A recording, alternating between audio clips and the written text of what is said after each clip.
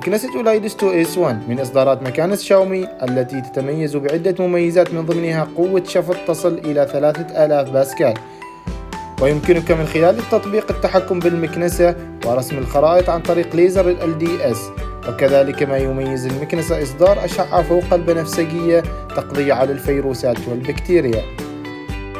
ومع نظام الكنس والمسح ومحطة التفريغ التلقائي جعلت من المكنسة من ضمن المكانس المميزة في الأسواق.